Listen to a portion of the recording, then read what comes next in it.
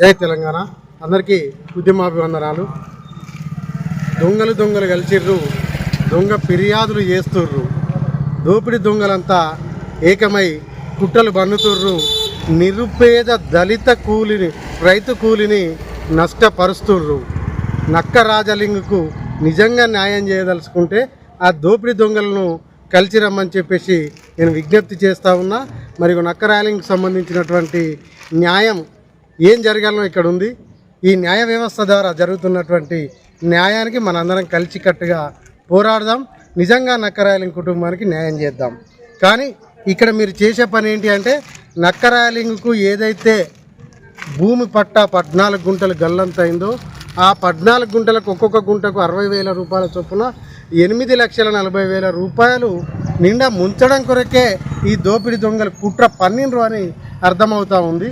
ఏదో మందు తాగిపిచ్చి కోట్ర సీసా ఇచ్చి తాగిపిచ్చి కలెక్టర్ గారికి, జిల్లా ఎస్పీ గారికి, ఇంకా ఎవరికో ఫిర్యాదులు చేసినంత మాత్రాన అబద్ధాలు నిజం కావు. చట్టాలు మీకేం చుట్టం కాదు అని చట్టం చూసుకుంటుంది. చట్ట పరిధిలోనే మీ మీద పరువు నష్టం దావా కూడా వేయక తప్పదు అని కూడా ఈ సందర్భంగా హెచ్చరిస్తూ ఉన్నాను.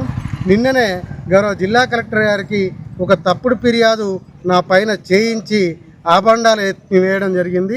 ఆ ఆబండాలు కూడా తప్పుడు ఫిర్యాదని, ఆబండాలు కూడా తప్పుడు నిర్ణయాలని నేను ఈ సందర్భంగా ఖండిస్తూ ఉన్నాను.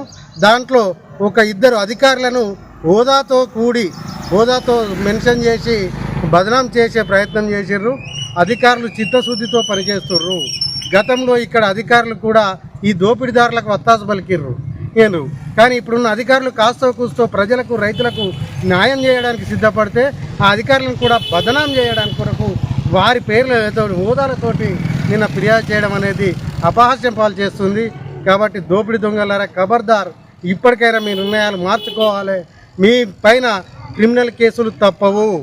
ఎందుకంటే కోర్టు ధిక్కరణ కింద మేము క్రిమినల్ కేసులు నమోదు చేయాలని, ₹1 కోటి దుర్వినియోగం పైన మేము మళ్ళీ న్యాయస్థానాన్ని ఆశ్రయించడం జరిగింది.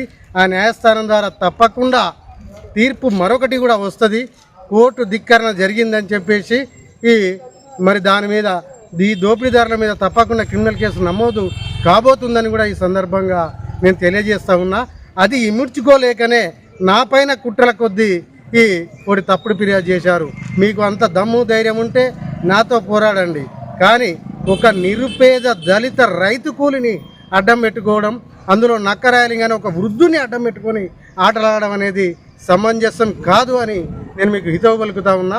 మీకు దమ్ము ధైర్యం ఉంటే నాతో పోరాడండి. మీ దోపిడీలు, మీ దొంగలంతా కలిసి, పాత దొంగలు, కొత్త దొంగలు, ఇంకా మరికొంతమంది కొత్త దొంగలు కూడా వస్తారు, అందరు కలిసి నా మీద తప్పుడు ఫిర్యాదు చేసినంత మాత్రాన అవి నిజం కావు అని చెప్పేసి కాబోవని కూడా ఈ సందర్భంగా తెలియజేస్తూ ఉన్నా.